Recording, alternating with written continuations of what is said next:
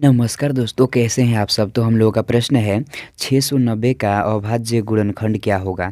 यहाँ पर दोस्तों है प्राइम फैक्टर ऑफ 690। दोस्तों इसका मतलब होता है 690 का अभाज्य गुणनखंड।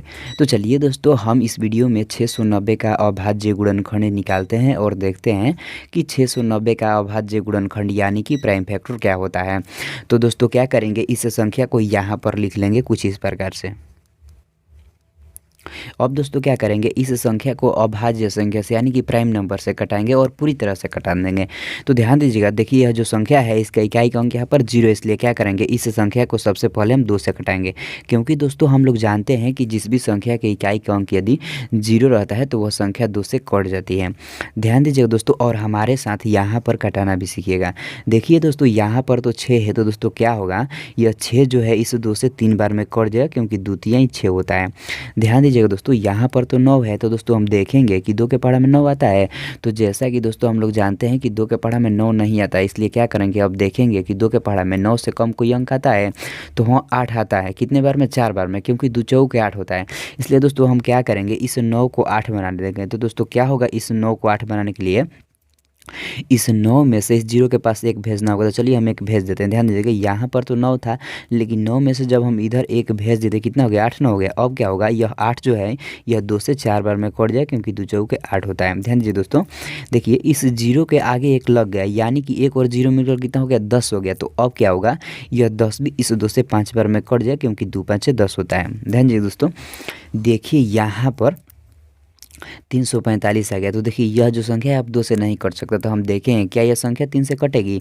तो देखिए 3 से कटने का क्या नियम होता है, यदि किसी संख्या के अंकों का योग 3 से कट जाता है तो वह संख्या भी 3 से कट जाती है।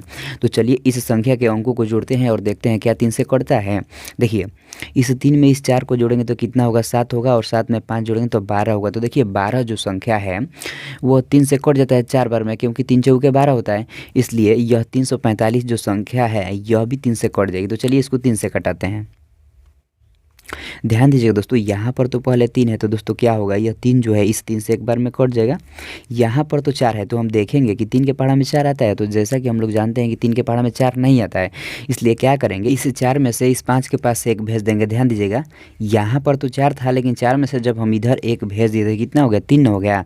अब क्या होगा, यह 3 भी इस 3 से एक बार में कट जाएगा। ध्यान दीजिएगा दोस्तों, देखिए इस 5 के आगे देखिए 1 लग गया, तो 1 और 5 मिलकर कितना हो गया, 15 हो गया। तो अब हम देखेंगे कि 3 के पहाड़ा में कितने बार में 15 आता है, तो 5 बार में आता है, क्योंकि 3 5 15 होता है। इसलिए क्या होगा, यह 15 भी इस 3 से 5 बार में कट जाएगा। यहाँ पर तो 115 आ गया। तो दोस्तों देखेंगे क्या यह संख्या अभी 3 से कटेगी। तो दोस्तों यह संख्या 3 से अब नहीं कटेगी।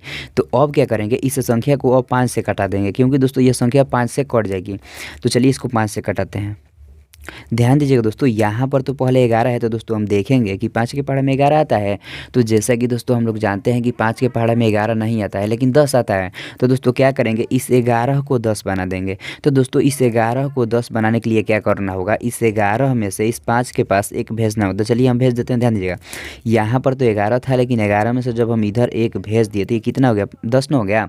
अब दोस्तों क्या होगा, यह 10 जो है इस 5 से 2 बार में कट जाएगा, क्योंकि 5 दूना 10 होता है। ध्यान दीजिए दोस्तों, देखिए इस 5 के आगे 1 लग गया, तो 1 और 5 मिलकर कितना हो गया, 15 हो गया। तो अब दोस्तों यह 15 भी इस 5 से 3 बार में कट जाएगा, क्योंकि 5 ही 15 होता है। देखिए दोस्तों यहाँ पर तो 23 आ गया। तो जैसा कि हम लोग जानते हैं 23 जो है एक अभाज्य संख्या है, तो 23 को 23 से कटा देंगे तो यह एक बार में कट जाएगा। ध्यान दीजिएगा दोस्तों, देखिए हम 690 का अभाज्य गुणनखंड निकाल रहे थे ना, तो अब क्या करेंगे, यहाँ पर लिखेंगे 690 बराबर। देखिए दोस्तों 690 जो संख्या है एक बार 2 से कटा है, और एक बार 3 से कटा है, और एक बार 5 से कटा है, और एक बार 23 से कटा है। तो सभी को क्या करेंगे, यहाँ पर गुणे के रूप में लिखेंगे। तो चलिए लिखते हैं 2 गुणे 3 गुणे 5 गुणे 23। तो दोस्तों जो यह आ गया ना, 2 गुणे 3 गुणे 5 गुणे 23, यह क्या हो गया, इस 690 का अभाज्य गुणनखंड यानी कि प्राइम फैक्टर हो गया। तो आई होप दोस्तों आप लोग इस वीडियो में जान गए होंगे कि 690 का अभाज्य गुणनखंड यानी कि प्राइम फैक्टर क्या होता है।